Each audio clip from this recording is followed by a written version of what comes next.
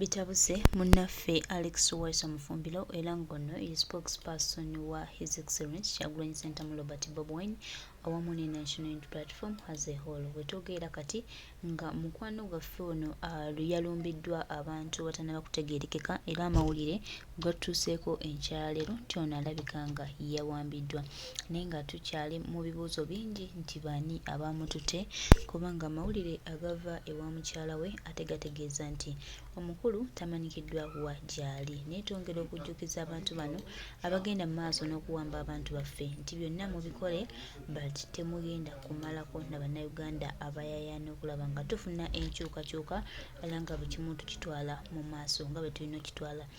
Manyi abantu abamu beefuula abagezi, abantu abamu beefuula nti be bategeera, abantu abamu beefuula nti eno Uganda yaabwe era abantu abamu beefuula nti be balina ekyokudda kuba be balina se ku ggwanga lino. Naye ffe twongera bagamba nti byonna bye mukola time ejja tuuka era mujja kubyejjusa.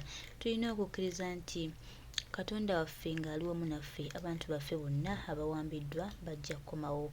Naye ate tulina okutya olw'abantu abagenda mu maaso n'okwefuula nti nno be bategeera ennyo era be bamalirawo, be bategeerera eggwanga. Ffe tukkiriza nti Uganda yaffe era Uganda ejja kuba ya bannayuganda ebbanga lyonna. So mwe mukole bye mukola but mujja kubyejjusa. Alex Waisa Mufumbiro, tumusabire Mukama amuggyeyo gye bamututte.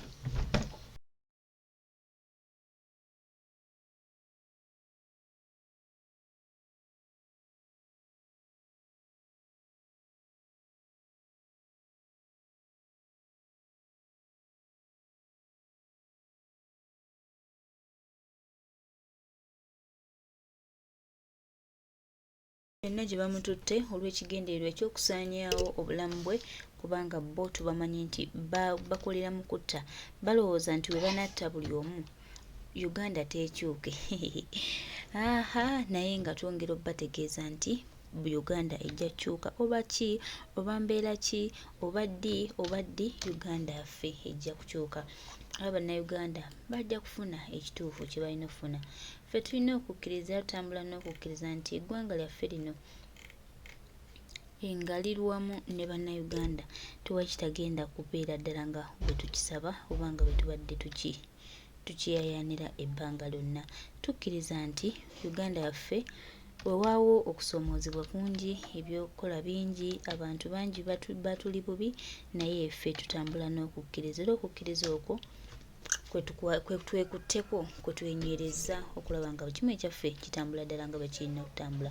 Twongera okujjukiza abo bonna abalina omutima ogwagala okusaanya obulamu bwaffe nga batuwamba, nga batukola bye bali mu tukola. Twongera obbajjukiza n'obbategeeza nti byonna mubikole naye akadde katambula ate akaddeko kaggwaako. Nze nnyinza obbategeeza nti akadde katambula ate era kaggwaako. Gwe kola buli kyokola ng'okimanya nti tayimu yo eweddeko. N'abo abakutuma obbikola nti nabo obudde bwabwe buweddeko era nga twongera okutegeeza buli omu nti akaseera kano ke tulimu ak'okugezesebwa okungi ate nga n'ebyokukola ebirimu byonna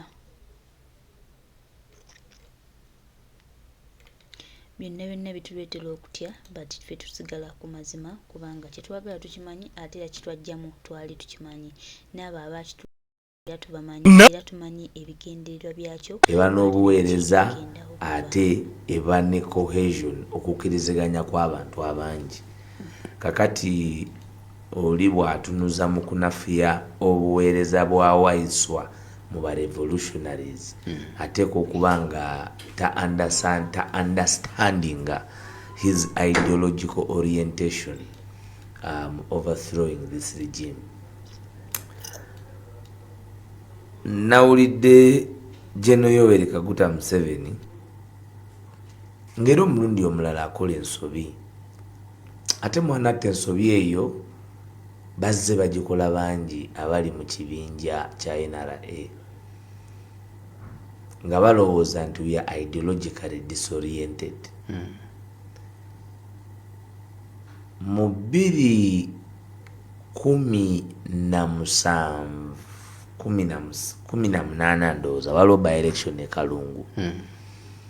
yali ya mukwano gwange tumuyita Faaza naye ye Musoke yali chairman wa LC5 ne bamubba akalulu era naddayo n'avuganya kuba chairman wa LC5 era n'akalulu ako kaleda ne bakabba naye twayogeraganya na His Excellency Robert Kyagulanyi Ssentamu lulinga mbaka wa parliament nga yakayingira mu by'obukulembeze ne tumusaba tugende ayimirire wamu ne Faaza tumuyita Faaza mwami chairman Musoke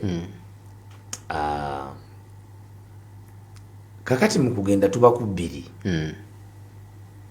mwagala w'abangi nze nali wa Democratic Party nga nze amyuka omwogezi myuka ka Kenneth Poka Kande ampuliriza nga tukubye oli green gwomanyi atisa nga talina kyagenda kukola wa DP the party kakati nali ntudde neyawe president nasala kuba wali wabaddewo okukayana mu bannaffe nasala najja okwogera nange omwagala abangi nga nti waiswa amanyi nti oli wa Democratic Party era gwe mwogezi naye ensonga gye tutandise olwaleero oba gye tuliko nene okusinga Democratic Party nze abanzaala be bannanyini Democratic Party ayogera ye Kyagulanyi Robert Ssentamu ebiseera ebyo yakajja mu parliament anaweza mu mwaka tumutisse obuvunaanyizibwa teyeeganyiza ate tasabyeyo wadde 10 akkiriza kubanga Abannayuganda sifunanga budde kubanyumiza ajja atya okuba presidential candidate ajja atya okuba mu muli mutima kubanga Kyagulanyi olunaku lwe bamulonda buli Munnayuganda yali yeevunaana okuba nga teyeewandiisa kulonda Kyaddondo kibadde okimanyi Kyagulanyi bw'amala olunaku lwe yalondebwa ku bubaka bwa parliament tegamente mu kwesimbawo okwe Kyaddondo buli Munnayuganda nze amasimu ge nafuna okuva ebusoga tugamanyi nga bamponinga nti n'amala tawangula ng'oli eyo Kampala nga bo tebaawula nti Ekyaddondo wala n'ekibuga naye ng'akuku iwe n'atawangula nga nimwe bwe taataye Kampala abasoga munatuulira kakati eyo enthusiasm ey'Abannayuganda excitement era abantu abamu bajja ne bagamba owulira abatooletoole najja naga nti omanyi ababalabi abagenze ku rale ya Kyagulanyi babadde excited. Yes, omuntu yenna ng'afuna ekirungi aba excited. Omuntu yenna era mbawulira nti aba excitement bagenda kulaba. Yes, omuntu yenna ng'anaafuna ekirungi n'akituukako ekisooka kuvulubana ssanyu. Kakati eggwanga lyavulubana essanyu mu kwanjula, mu kuwangula ne mu kulayira kwa His Excellency Robert Kyagulanyi Ssentamu n'afuuka focus. Kakati yaŋŋamba ekintu ekitanva mu mutwe nti the revolution caravan has started. Nti generation egenda kusituka ne tulina okugiignitinga nga tugijjeeko enjegere ziri. Because nali wano ne nkubulira lwaki political parties eziriwo zaformingibwa. Ne nkugamba nti the foundation and the ideological setting of the FDC was to reform the NRA. Era batandika with a policy of reform agenda. Okureforminga NRM. Because flag bearer wa FDC yali akuta omumuli yali aina orientation n'abalimu bayiri akatega y'abaluzindana ba even ne bobo yogedde ku Abdul Katuntu boyogera ku Salamu Musumba bokirira ku Wafula Ogutu bojano yogera ku Dr. Kanokiza Besigye Mwenyini, General Mugisha Muntu, Major Baramira Ruranga, bali encircled mu the NRA ideology. kati nga balabanga abali mu NRA aba veeringa off kakati bo ne bajja as reformists batereze kiri mera they are reformists kakati Democratic Party, the formation of the Democratic Party was for the struggle of Uganda's independence, and Ugandans must remember that our independence was got not out of war, it was out of negotiation in Lancaster. Kutesa, and at the time we had three proficient figures. Asoka yali Ssaabasajja Kabaka Muteso owokubiri yali Dr. Milton Obote, owokusatu yali Dr. Milton Obote, Ssaabasajja Kabaka wa Buganda.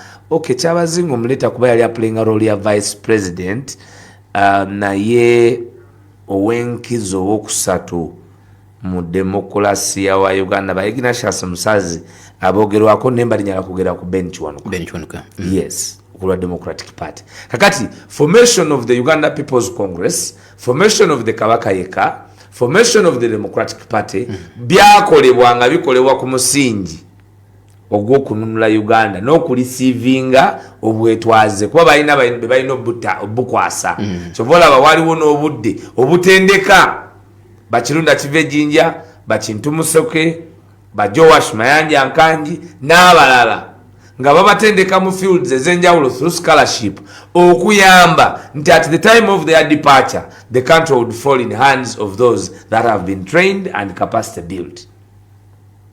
Kakati Kyagulanyi ajja mu kyasa kya 21 years after Uganda's independence, years after Uganda's colonization, later a revolutionary beginning nga naye ejjanga nayo eri peculiar kubanga mu characteristic zaayo mwalimu okulwanisa obwannakyemalira obwali bumaze okweyoleka nga bweraze emyaka 35 obutajja kwawuliriza ku mboozi emboozi yonna aŋŋamba generation tugenda kugigatta egenda kusimbula Waiswa nkubuulira era ekitumufinzi lwaki mufiirako tannimbangako kuba kati mbiraba kati mbikola ki mbiraba the caravan is on, you can't stop it. Tosobola tubadde kiriwura kisoro nekiriwura tuyiseewo nekiriwura tuyiseewo tugenda kutukoso abantu abagenda okeera ku makya okututiisatiisa n'okututta n'okutusiba n'okutukonzibya n'okutujolonga n'okutuwaayiriza mulisiga nsano ku maadi because I am one of those most bw'obadde onkubira ombuziza kibuzo ki nga ndi bweru ku simu kuza Mr. Weapon berabira atoyinza otiisa weapon nteje to execute I have to be here era lwembasize buba buvunanyizibwa bulala naye ntuse mu Kampala tubadde kisoro wa 8 hours to 9 hours twava esoroti netudda ekisoro era bwe tuvudde ekisoro olwaleero bwe nvudde ku office ebigere bino wano. So omuntu yenna gwali eyo ku mberenge ali ku binyeebwa gwe basuubiza kyonna kye bakusuubiza ku Alex Waiswa Mufumbiro tegeera butegeezi nti ogenda kukyanganga kuba yetagenda kuzikiza tetupowa. bagiyita Pal FM 107.9 ekkula eri omuntu wa bulijjo nze Kayongo Hakim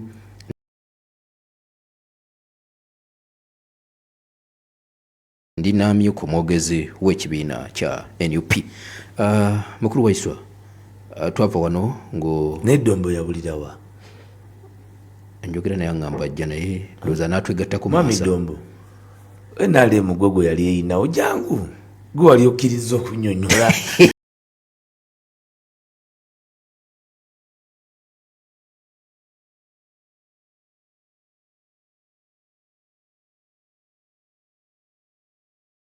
ebizirawo n'ebiriwo ekyamutawaanya bya luguudo bamukubiranga n'eddombo newamwe n'olimba nti muli bulungi yagamba mbu balina amazzi nga wano Jinja we gali tebalina, ne Kampala nga tulina ebifo bitalina amazzi. Okimanyi nti mu Kampala mulimu abantu abatutukanga amazzi, pipe to water.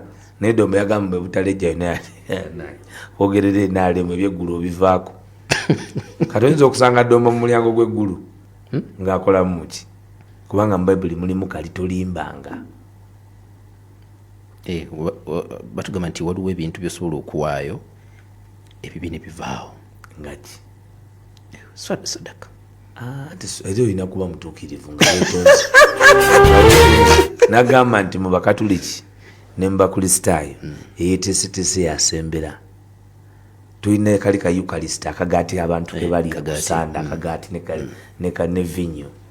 Munnange faaza ne bw'omuleetako noga nti olese faaza musalo oba faaza kibi gwobavuze obatuusiza Rubaga, wallahi nga babadde mulatalaka bazina bwe baba bayimba wali eyeeteeseteese totawaana.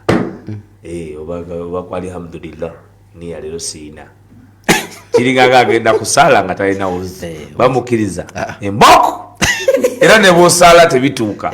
Allah agamba laba ono ku kakodyo bwonna bwe nakuwa akasooka kawuzu olina kuba muyonjo. Ekyakireesa si buyonjo bwa mubiri bwokka naye ne mu mutima omwoyo gulina okuba omuyonjo. Tosobola kusaala wa Allah subhanahu wa ta'ala nga oyina omwoyo gw'okutemula omuntu. Esaala oyinza nti Allah nyanguyiza ono ku musanvu menga mutemudde n'akuwuliriza, tekisoboka. Naye nawulidde pasita, nawulidde omusumba omu nga kati ate saala asaba za kutugumbula abantu. Gwe yaddemu eri ey'okutugumbula. Bagiyita Pal FM 107.9 ekkula eri omuntu obulijjo. Twava wano ngondaze nti mugenda kutalaga ebitundu by'eggwanga ebitali bimu. Entambula zitambudde zitya mukulu waiso? Kyongera kweraga lwatu nti Uganda yafuna omununuzi omwagala w'abangi Kyagulanyi Robert Sentamu. Naye ali biki? Era ekibuuzo ekyo abantu bayinza okutuyambako bo ne batunoonyeza ansa. Naade ne mukwano gwange bamuyita Charles Bukuwa Chazo Bukuwa ng'ali ne mukwano gwange omulala Big Machine Dikapo Dituti nga baagala abawuliriza ba Pal FM bo batubuulire Bobi Wine ali biki. Kuba naawe naffe bitulema okumanya. Nagamba twabadde ekamuli okugenda ekamuli baatuyisa ampuliriza ku gye bayita Old Kamuli Road. Oluguudo olwasookawo olugenda ekamuli mu byafaayo lwakolebwa mu 1800 ndowooza nga 49 gye baatuyisa. Onfunye bulungi ng'era bataddewo baamala ennaku 4-5 nga ku lediyo RDC, deputy RDC, assistant RDC ne assistant RDC nga batalaga lediyo zonna nga bagamba abantu temugenda wa Kyagulanyi, tumanya alina amasannyalaze agabasika naye bwana agenda tugenda kubakwata. Ba instilling a fear mu population. Jukira eri ewalala yonna abantu babaziyiza buli kika kya mamba, buli kika kya jafanga, buli kika kya musirikale abafaanana saidi emu bonna bayiiriddwa okuziyiza abantu okusala amagezi okugenda okuwulira emboozi y'enkyukakyuka. Naye muganda wange nga batawaanira buteerere abantu ekamuli, abantu twali mu ggombolola ly'e Butanzi. Butanzi oba obuzayo kilometers ndowooza nga 7 okuyingira mu Kamuli city. Omufuna bulungi? Tebaatuganya 7 kilometers into the city. Tebaatuganya kuyingira 10 kilometers into the city.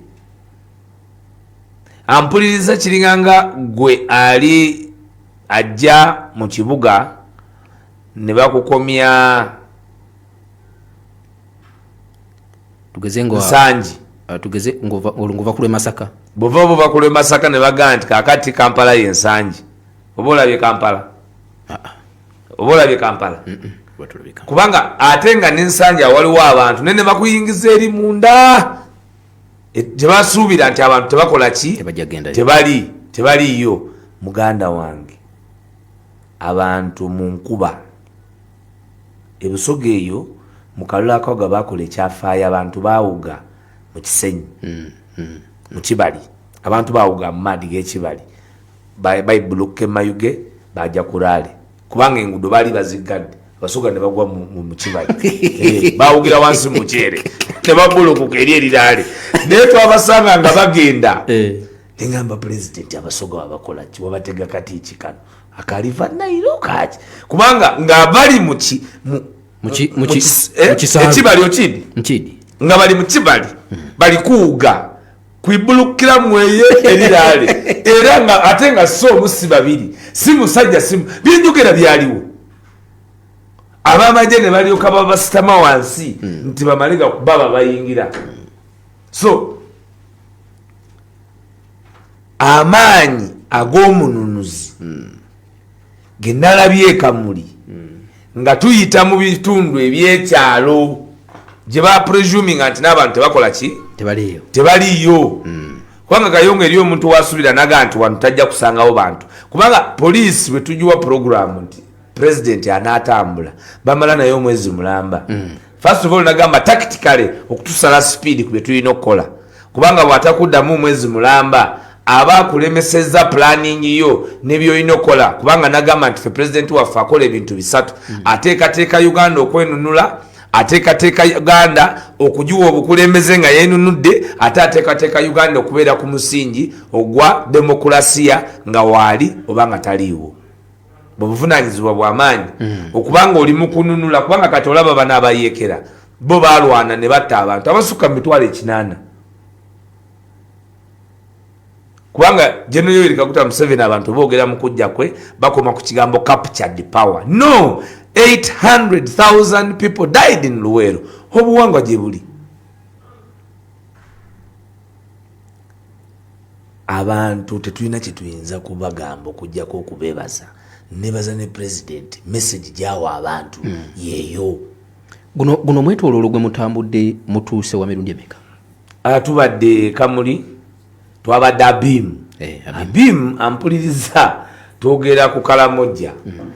Abimu ate yannewuunyisa nti iyo district yonna yaggwayo amagye ne gatuuka okusalako abantu kusalako nti ate mumuwerekera kisusse eri bakama baffe batubuuza nti muzze mutya baba Abimu abamu nabo baafuna engeri kubanga basalako Abimu zi districts ziba nnene nnyo ziba sparsely populated nawaba densely populated bamanyaawo kati nga bamaze okutusuula mu kyalo twayita mu road block 6 okuyingira Abimu 6 road blocks ez'amagye neweebuuza nti eyakiriyalinze esooka tamanye esembayo 6 road blocks naye nkubuulira tugenda okutuuka nti tuyingira wetugenda okuwalaale nga Kyagulanyi alina abantu abasukka 7 kabajja bagoberera bagize ku nkyukakyuka ate biba ku live singa tubadde tuleeta bireete nga nzize kubyogerera ebitaliwo mwandiko byente omusaadde ono kale asiga akazigo aye byendi kuwaya mwena mbibona ne tuvaawo Abimu tuyingira Soruti wamulabye heavy deployment Soruti baba badeployinga ku Kyagulanyi n'ensowere n'ayambala leedi bagideployingira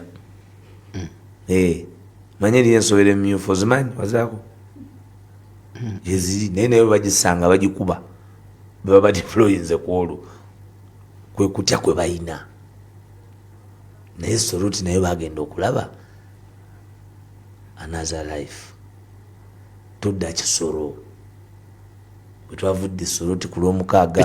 Kyenjagala okubuuza wano mabega nga tetunayingira Kisoro mumobilizinga muti abantu abo abantu message enkyukakyuka bagiwulira bagimanyi n'amaanyi g'omukulembeze gwe tulina teyeetaaga kulanga naggamba bambagamba muva nabo e Kampala munange balowooza ate kati gwe bali abantu be tuba nabo bungi ekibagambisa tuva nabo e Kampala ki nti basukka obungi okukira ku balala lwaki abalala tebava nabo Kampala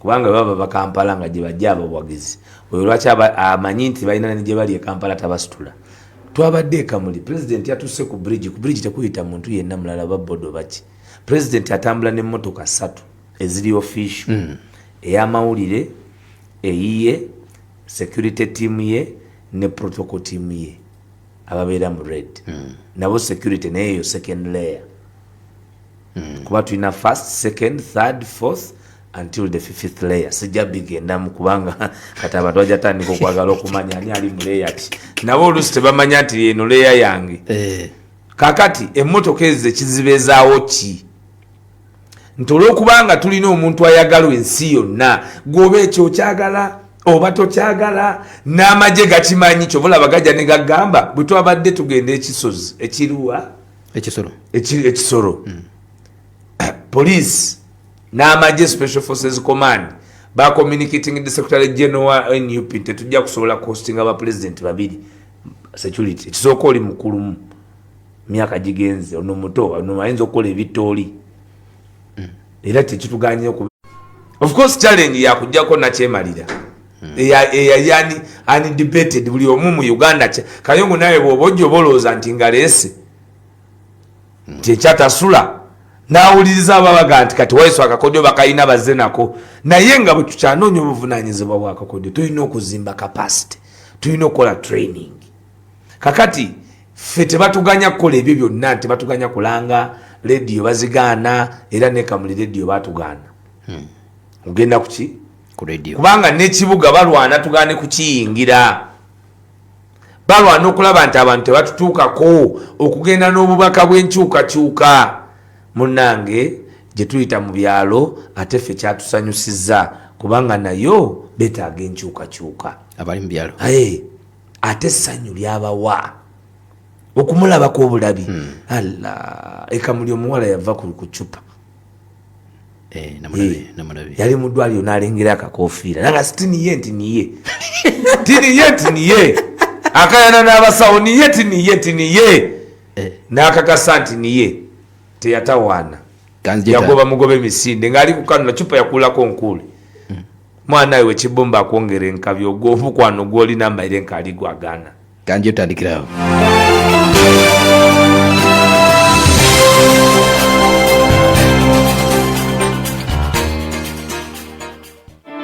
Tangasa ebiroto bya famire yo ne Star Times Solar. Solar ne jirako amataala ag'obwerere. TV geriko Star Times kabakusasulidde emyaka 2 byonna ku $5 buli mwezi. Kyalira ettabi lya Star Times oba erya Centenary Bank lyonna okwewandiisa okufuna Star Times Solar. Solar ne jirako eryandalika bejja garanti ya myaka 2 ng'era esoboka eri buli omu n'ensasula yaayo nyangu ddala. Okumanya ebisingawo kuba ku noti 2 noti 1.7 766 oba noti 3.7 766 oba noti 8 noti 2 noti 555 oba kabuno bukutusibwako Star Times Solar nga bali wamu ne Centenary Bank. Centenary Bank erungamizibwa banka enkulu ya Uganda. Sente z'abakasitoma zikumibwa Deposit Protection Fund paka ku bukadde 10. Hijja yemu ku mpagi enzito n'olwekyo yeetaaga ekitongole ekitegeera enkwata y'abalamazi mu kubatambuza n'obbabudaabuda. Firdaus Hajji and Umrah Services Limited tutegeeza abantu mwenna abanaalamaga omwaka guno nti program za hijja ne umrah zaggwa dda. Tukyalireko ku ofiisi zaffe ezisangibwa e Nakasero okuliraana Steel and Tube oba otukubireko ku 0778 64 91 66 oba ku 0703 89 823. Jjukira nti ffe bakasangwawo era bategeera ensonga ya hijja. Firdaus Hijja and Umrah Services e Nakasero. Rose from Black November emiwendo ku ttaka. Eyo kati ye promotion tetuliko okulaba nga buli munnayuganda asula bulungi. Tutandikanga lumu November paka December yenna. Rose Farm esazeko ebitundu 10 ku buli 10 buli lwogula omufaliso gwa premium ate ng'ekuweerako ne fiber pillows 2. Eyo ye Rose Farm Black November nga mwe muli emifaliso nga high density mattress, fit sleep mattress, orthopedic mattress ogw'abalumu emigongo, latex spring, Bonero spring, pocket hybrid extra firm omuli ne memory foam spring. Guno n'omukisa gwakubona eggwanga lyonna mu buli dipoti zaffe zonna ne showrooms zaffe zonna emiwendo ku ttaka kati nno buli munnayuganda genda osule bulungi mu Roseform Black November ono. Roseform Black November atuwonyezza okusula mu binnya bannaaye mbadde nsula magombe. Roseform ensi y'ebirooto ebirungi. Uganda Halal Bureau kyekitongole ekyekebejja wamu n'okwekenneenya omutindo gw'ebyamaguzi n'ebintu byonna ebikwatagana n'obulamu bwa bulijjo. Kati buli lwokusatu tosubwanga aba Uganda Halal Bureau mu pulogulaamu mpulidde kumenya okuva ku ssaawa 9 nga bakuyigiriza wamu n'okukusomesa byonna ebikwatagana ku busobozi n'okukozesa ebintu ebiri halaali ne butya buyinza okuwandiisa bizinesi yo n'efuna certificate ya Uganda Halal Bureau. Uganda Halal